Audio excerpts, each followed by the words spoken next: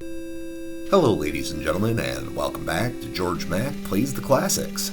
Mutant aliens are invading, but don't have a cowman in The Simpsons, Bart versus the Space Mutants.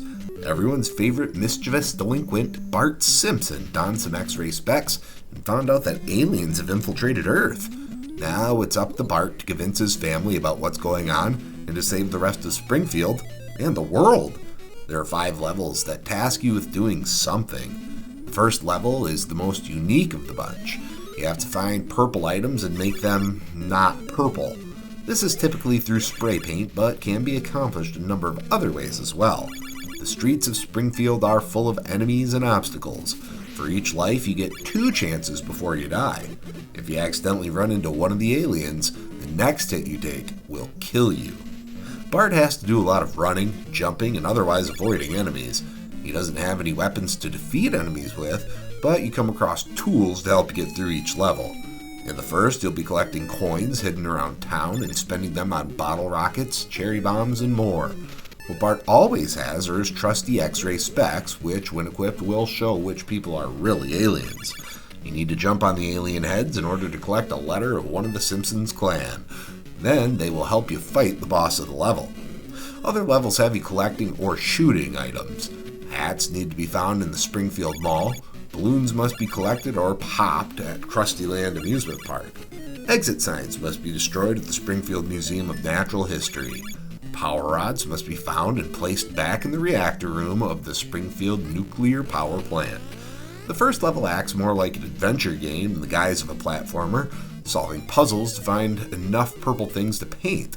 You even get the crank call to Moe's Tavern, which has a few jokes you can enjoy.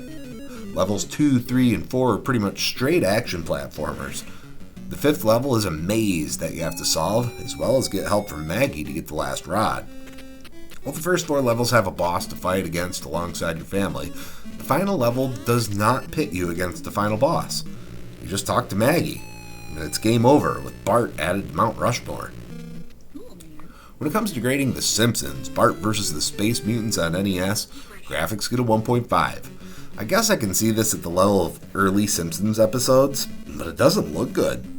Sound gets a 1.5. While I appreciate the Simpsons theme, it sure does get annoying droning on and on and on. Gameplay gets a 1.0. Really terrible platforming is in front of you. Bart controls terribly. Difficulty gets a 1.0. There is so much BS in the levels that you'll be dying constantly, and you don't deserve to. Fun factor gets a 1.0. This is not a very fun game. It's much more frustrating. Overall, The Simpsons, Bart vs. the Space Mutants earns a 1.2 and gets a D+. I remember not enjoying this game as a kid, and I certainly don't now. Bart and his Space Mutants can eat my shorts. Well, that's going to do it for me for today. Please make sure to like this video, let me know what you think of The Simpsons, Bart vs. the Space Mutants in the comments, and please subscribe to Head Drop Productions here on YouTube, because we want to cheer for each and every video we release, because it is your destiny.